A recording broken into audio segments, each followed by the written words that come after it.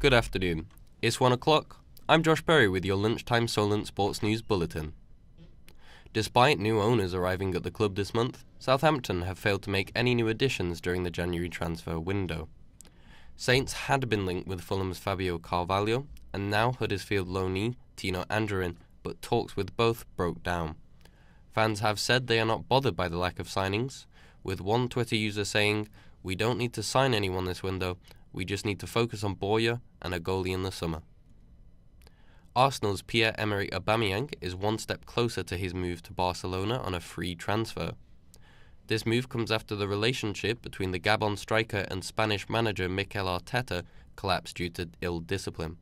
Kevin Campbell believes the correct decision was made and that his time at Arsenal was up.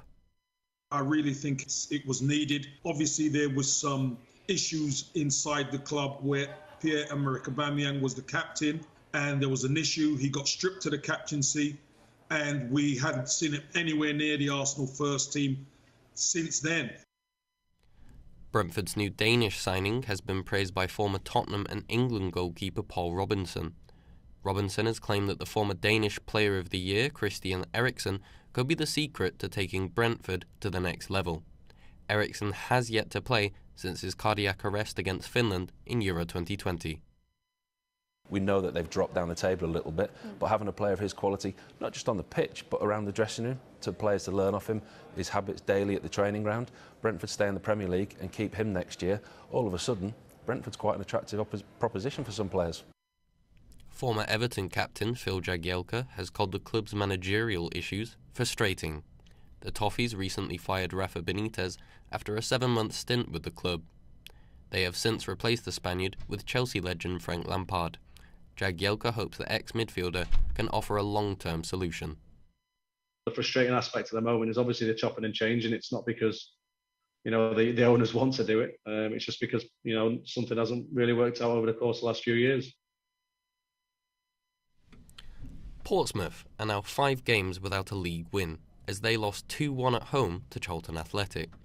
Connor Washington controversially gave the visitors the lead, before a Clark Robertson own goal doubled their advantage. Michael Jacobs reduced the deficit for Pompey, but it wasn't enough, as they now sit 11 points off the playoffs. The Solent ladies will be looking to continue their run in the Women's National Trophy tomorrow. They take on Plymouth Margin at home in the round of 16. The team are looking to emulate the success of 2020 when they reached the final, but it was called off due to COVID-19.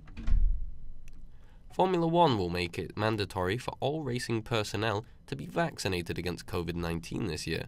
This means that anyone working in the paddock must be double jabbed against the virus. None of the 2020 grid have spoken out on the matter, so it is unclear how this will impact the upcoming season. In basketball, Stephen Curry scored 40 points as the Golden State Warriors defeated the Houston Rockets 122-108. The point guard also tallied 9 assists and 5 rebounds as he led the Warriors to their 6th consecutive win. It's also the 6th time that Curry has breached 40 points in a game this season. England prop Joe Marler has recently been cleared to play in their opening game of the Six Nations against Scotland. The veteran player has now left self-isolation after testing positive for coronavirus. He is available and will take part in full contact training today, with his experience being something that the squad has missed. That's all from us now. I'll be back in an hour, and remember, you can keep up to date on our website solentjournalism.co.uk.